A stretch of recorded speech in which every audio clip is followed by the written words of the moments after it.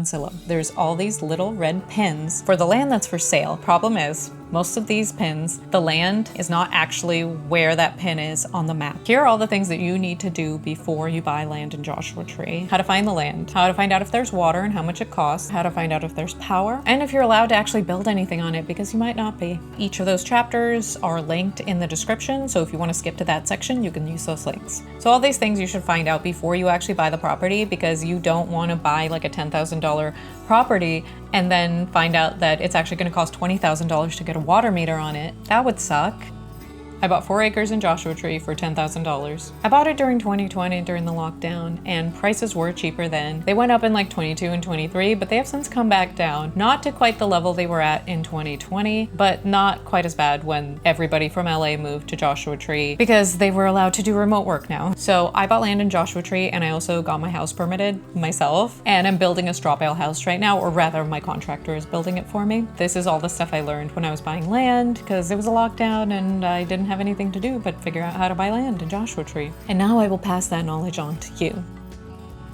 So first of all, let's look at a map of this area. We have the Morongo Basin, we have Yucca Valley, then Joshua Tree, then 29 Palms, and then this is the national park. But a lot of people kind of just refer to this whole general area around the park as Joshua Tree. But as you can see, the town itself is pretty small. So anything that's not in these cities is called unincorporated land, which means that your municipality is pretty much just San Bernardino County, so you have to go through them for water, for permitting, all that stuff. The closer you get to the park, the more expensive it's gonna be. Just because the park is this huge tourist attraction where millions of people visit every year, and a lot of the economy of the towns around it are reliant on the tourism from the park. If you've never been to the park, you should go. It's beautiful. And then these areas over here, here, and here are more reasonably priced.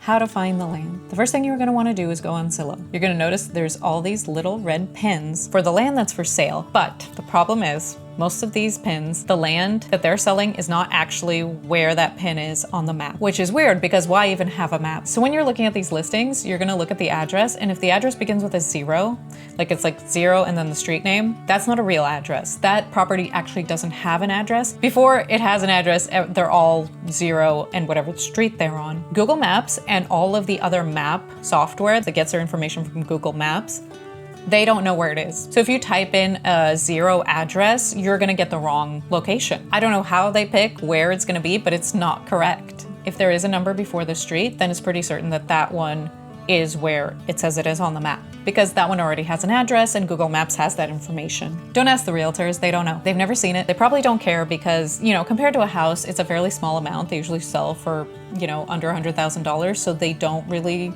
put the time in to go there or see it or know anything about it. Don't trust the pictures. They're usually stock photos. The realtors just buy them in bulk from people who inherited the land and then forgot to pay the back taxes on it, or at a tax auction. Okay, so here is how you find the actual location of the parcel. You're gonna download an app called Land Glide. You do have to pay for it, but you get 7 days free, so you can test it out. You're gonna go to listing and you're gonna get the parcel number. You'll find the parcel number under facts and features. This is your key to everything about this land. This is the only accurate way to identify it right now. So then you're going to go to Land Glide, you're going to search that parcel number, and it will tell you where that parcel of land is and who the owner is as well. Now this is all based on government data, so it should be accurate. Then you're going to use that to find the location on Google Maps. It's going to be kind of hard because you're just kind of comparing two maps, so try to see where like there's like a cross street nearby. Try to find that on Google Maps. I usually have like Land Glide on my phone and Google Maps on my laptop. Once you find it, put a pin in it on Google Maps, name it the parcel number, and then you will forever know where it is and you won't get confused. Because if you're looking at a lot of these parcels, you want to keep track of them, and then you can use that for your site visits.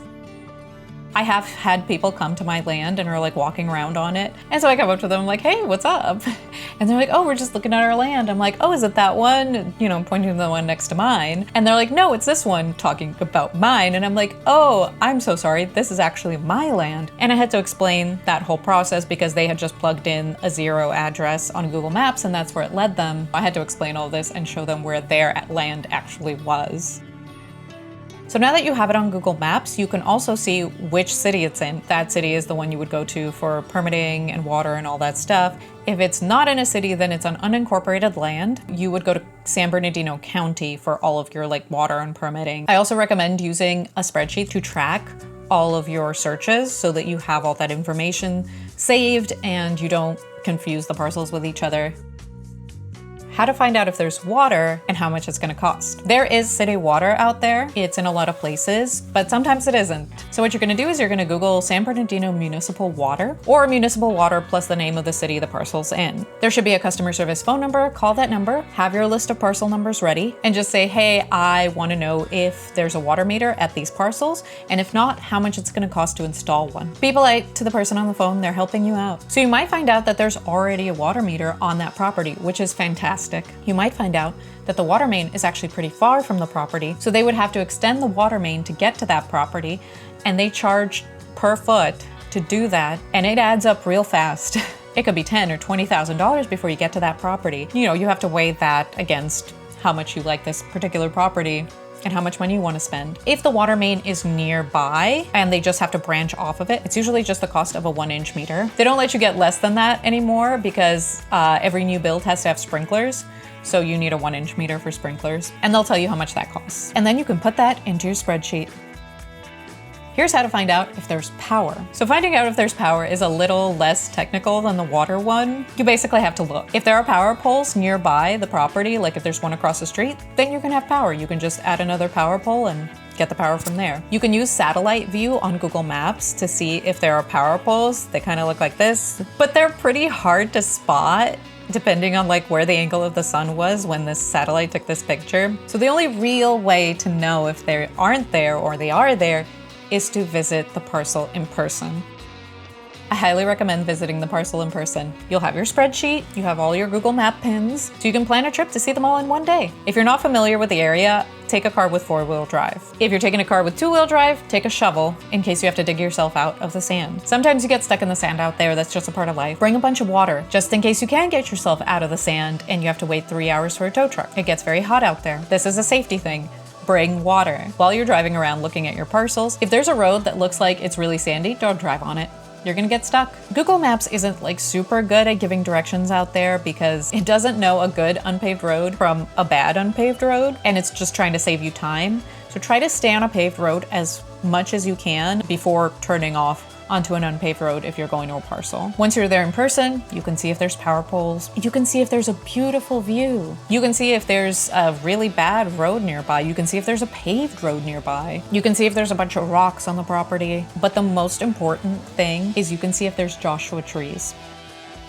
Joshua trees are a protected species. You can't build anything within 40 feet of a Joshua tree. Existing buildings are grandfathered in, they're fine, but any new builds can't be within 40 feet of a Joshua tree. And you can't really see that from satellite photos. Hi, I'm back. I actually made a mistake about the Joshua trees. You can get a permit to take them down. You have to go to the California Department of Fish and Wildlife website where you can look up a Western Joshua Tree Conservation Act incidental take permit if you're doing construction and you want to get rid of a Joshua tree. These are going to range from about $300 to $2,500. Now, if you have a dead or dying tree, or it's causing some sort of hazard, or it's dangerous, then you still have to get a permit, but it's not going to cost anything. So all the information you need to do this is on the website. If you can read and follow directions, you should be okay. And truly, this is what my channel is all about. Just having the courage to read and follow directions and then submit that to a building department and believe that it's going to be all right and that you did it correctly. And I believe that you can do it. Once you submit the application, they might actually require you to relocate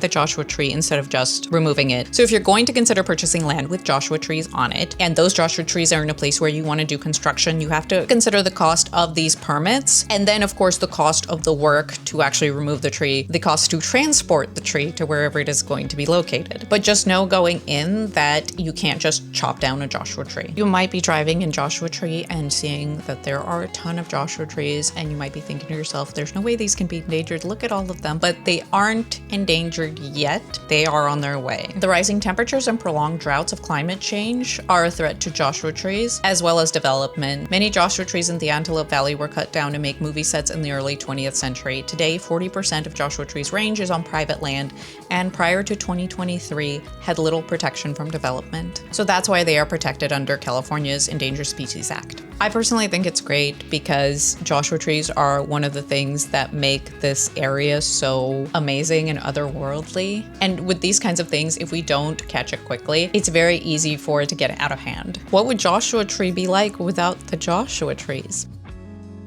So now that you have your short list of properties that you like, that have water, that have power, that are reasonably priced, you'll want to contact the realtor that's selling them. Don't go through Zillow. Zillow makes realtors pay in order to respond to your messages, and a lot of them just won't. Because the land doesn't sell for very much, realtors don't make much of a commission, so they're not really motivated to pay to respond to these messages. Just Google the realtor's name, find their website, contact them directly, call them on the phone. Do your due diligence. Make sure it's a reputable company, make sure it's a reputable person. Usually the realtor can guide you through that process. I hope it was helpful to you. I'm gonna make a bunch more videos. I'm gonna make ones about my straw bale house that I'm building, about how to get an address, about how to get a building permit, about my misadventures with getting a straw bale house permitted in San Bernardino County. If that sounds interesting to you, like and subscribe. Oh, and I'll probably make videos about like interior decor once the house is finished.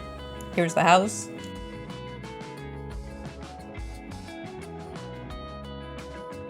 Ah, isn't it cool?